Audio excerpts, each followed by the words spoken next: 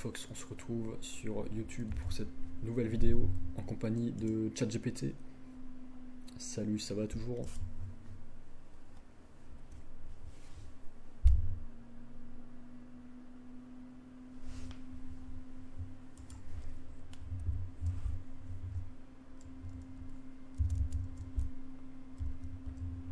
Salut. Oui, ça va très bien, merci.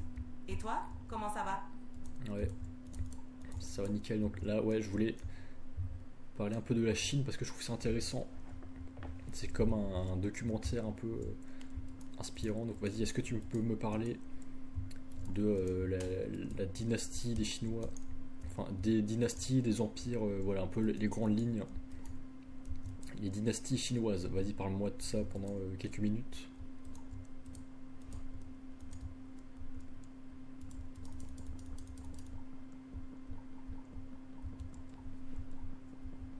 Bien sûr. La Chine a une histoire riche, marquée par plusieurs grandes dynasties. La dynastie Shang, 1600 à 1046 avant Jésus-Christ, est l'une des premières, connue pour ses avancées en bronze.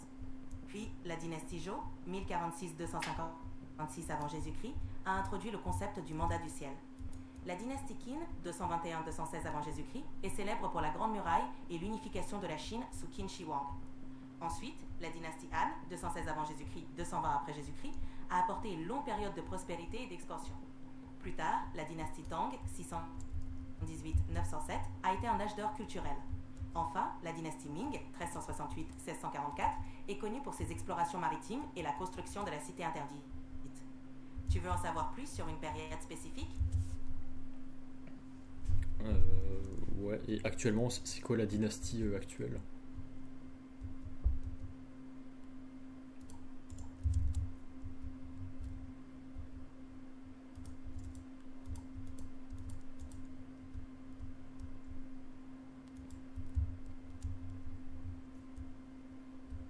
I'm sorry, but I'm having trouble responding right now. Please wait a bit and try again.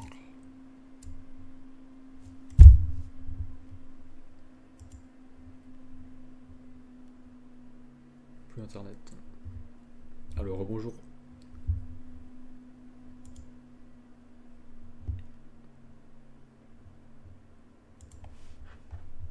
Bonjour à nouveau. Ravi de te revoir. Comment puis-je t'aider cette fois-ci? Alors, bonjour. Donc, on était en train de parler des dynasties chinoises. Est-ce que tu peux me parler de la dynastie actuelle?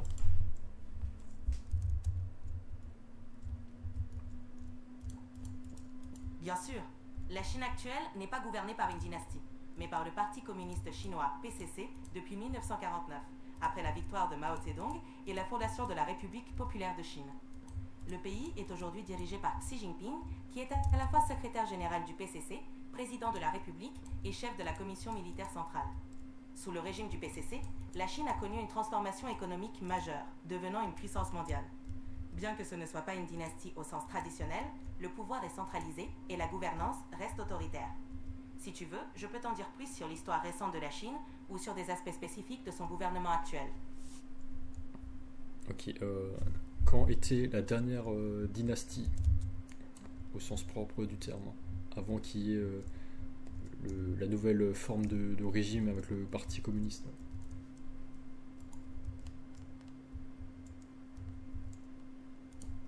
La dernière dynastie chinoise était la dynastie Qing, qui a régné de 1644 à 1912. Elle a été la dernière dynastie impériale de Chine avant l'établissement de la République de Chine en 1912, après la révolution de 1911 qui a renversé l'empereur Puyi. Cela a marqué la fin de plus de 2 millénaires de règne dynastique en Chine. Après la dynastie Qing, la Chine est entrée dans une période de république, suivie par la montée au pouvoir du Parti communiste chinois en 1949. Ok, merci. Et pourquoi est-ce que le régime dynastique a disparu pour laisser place à autre chose? Qu'est-ce qui s'est passé? C'est un peu comme une révolution en France. C'était pour empêcher les familles de donner le pouvoir aux héritiers, c'est ça?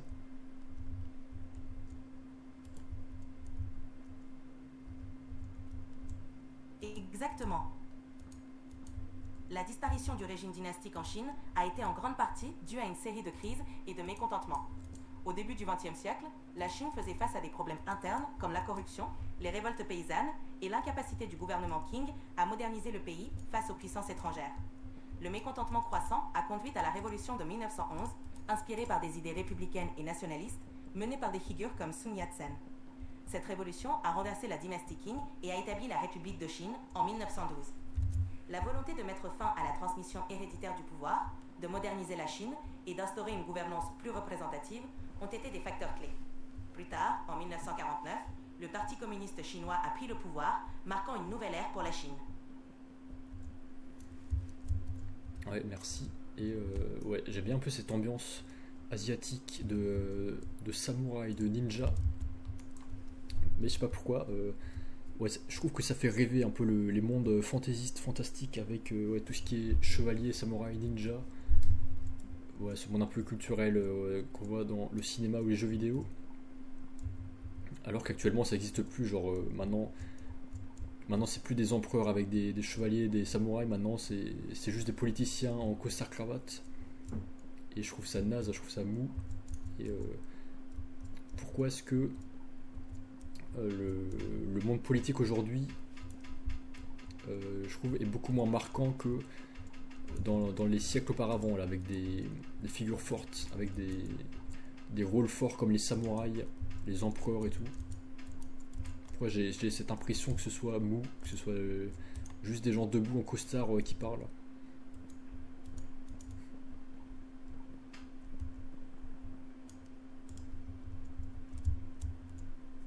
C'est vrai que les figures historiques comme les samouraïs ou les empereurs avaient une aura très charismatique et romancée, souvent magnifiée par la culture populaire et les récits épiques. Ces rôles étaient liés à des contextes de guerre, de conquête et d'honneur, ce qui les rendait fascinants. Aujourd'hui, la politique est plus institutionnelle et bureaucratique, centrée sur la gestion et la diplomatie, ce qui peut sembler moins spectaculaire. Les figures politiques modernes n'incarnent plus ces archétypes de guerriers ou de noblesse, car le monde actuel met davantage l'accent sur les compétences administratives et technocratiques.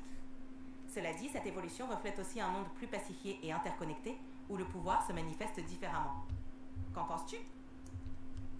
Ouais, c'est vrai, bien résumé. C'est vrai que ça signifie que le monde est plus pacifié et on a moins besoin de faire la guerre. Ça c'est quand même mieux de plus avoir de famine, de guerre avec des gens amputés, des maladies, des guerres, ouais, des gens déformés et tout. C'est vrai que c'est mieux, mais je trouve que on manque un peu cet aspect physique aujourd'hui.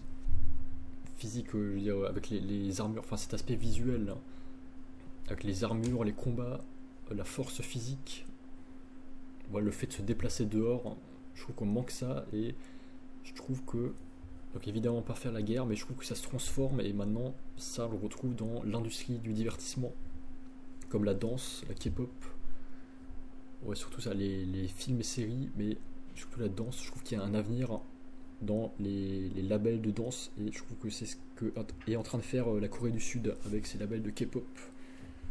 Qu'est-ce que tu penses? Est-ce que tu penses aussi que c'est une évolution de la guerre un peu, enfin de cette énergie physique qui s'est transformée, et avant c'était dans des guerres, des samouraïs, des ninjas et tout, et maintenant ça devient plus des groupes de danse par exemple, ou voilà, plus un peu dans l'attention voilà, visuelle qu'on a sur les réseaux sociaux, sur YouTube, Netflix et tout.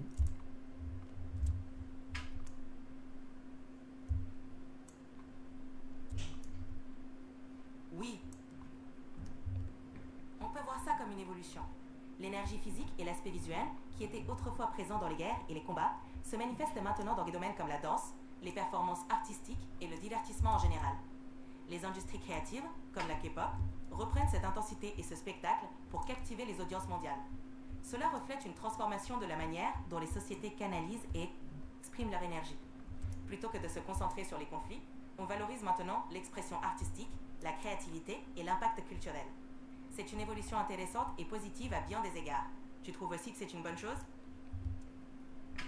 Ouais, évidemment c'est une bonne chose, parce que le but maintenant, voilà, c'est de partager développer ses compétences personnelles sans empiéter sur les autres, ça veut dire sans besoin qu'il y ait de combat, de blessés ou de morts. Donc je trouve ça bien, ça va dans le bon sens, ça pousse à l'introspection, donc à respecter les autres et juste s'occuper de soi-même, améliorer son expression artistique. Et ouais, je trouve ça beaucoup mieux. Ça évite les guerres, mais bon, oui, en général, oui, globalement, c'est quand même mieux.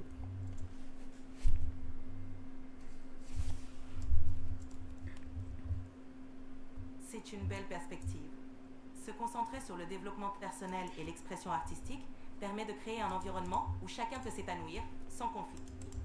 C'est un changement positif qui met en avant la créativité et l'innovation, tout en promouvant la paix et la compréhension mutuelle. C'est inspirant de voir comment ces valeurs se reflètent dans des domaines comme la danse et la musique. Tu penses que d'autres domaines pourraient aussi évoluer dans ce sens? Ouais, c'est bon. Ouais, là en tout cas, ouais, je voulais plutôt parler de ça. Donc, merci, c'est tout pour cette pour cette deuxième vidéo pour aujourd'hui. Merci, c'est tout. À plus tard dans d'autres vidéos. Salut.